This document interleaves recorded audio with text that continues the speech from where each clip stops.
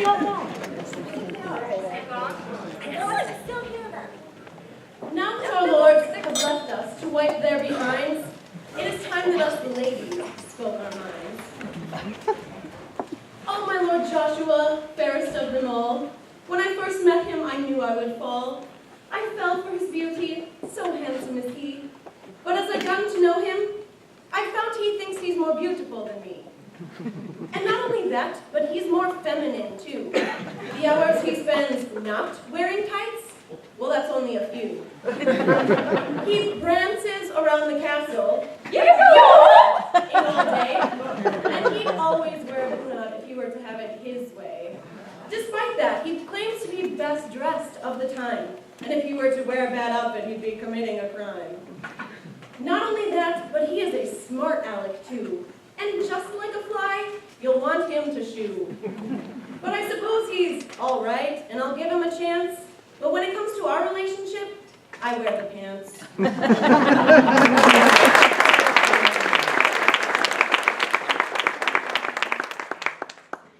Of my Lord David, I have no complaint. In fact, in my eyes, he's something of a saint. He's terribly gentle. He's always so sweet. The only problem is I can't get him to eat. Bread, meat, for that he's fine. It's when I try to feed him vegetables that he really starts to whine. Carrots, peas, forget it. I suppose I'll just have to carry on with David. I hope I don't regret it.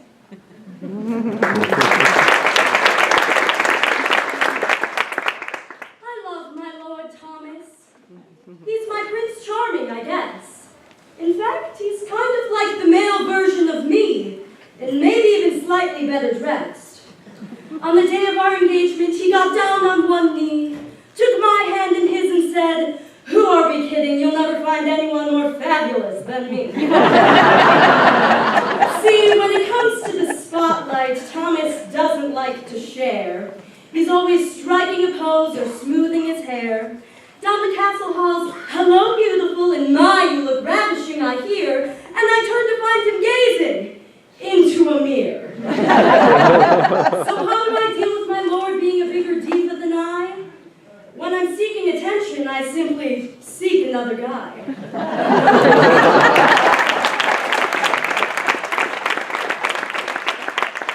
My Lord Leo hath quite a vast rump. Yes, his behind is very, very plump. Alas, I am not one to poke fun, for my dainty tush is one he has to shun. But I do proclaim that a rear too small is better than one which can be seen from across the hall. 'Tis true my lord can yield twerk, but his behind will just not work.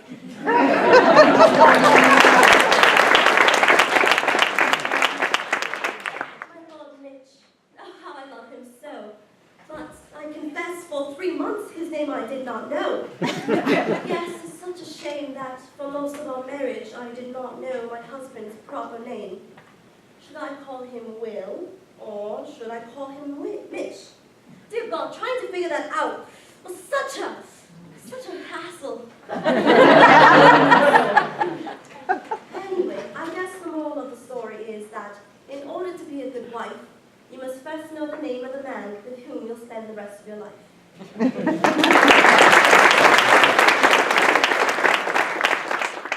My beloved husband is French. Thus, he is less of a lord and more of a wench. Still, he is kind for a Frenchman. He's not a villain, more a henchman. The French also believe they are the best, and Lord Jolicoeur believes he's superior to the rest. By the French, the rest of the world is awed. All hail France, one nation above God. Still, of my husband you mustn't think ill, for all he does is done in goodwill. And for a Frenchman, he really is fine, and I am glad to call him mine.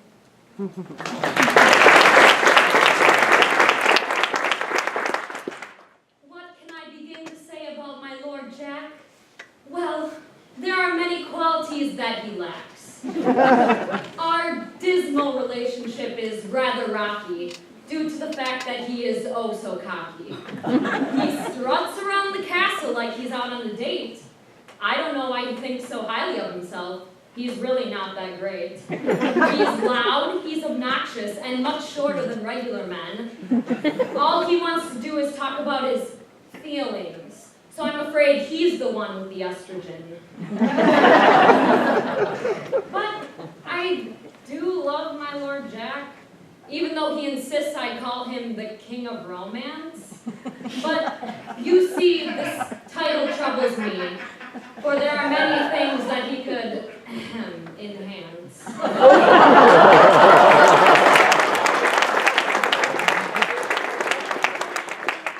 Connor is the nicest man I know, and because of that I love him so.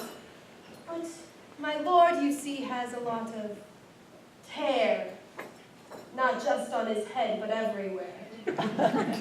You can see it on his neck, you can see it on his toes.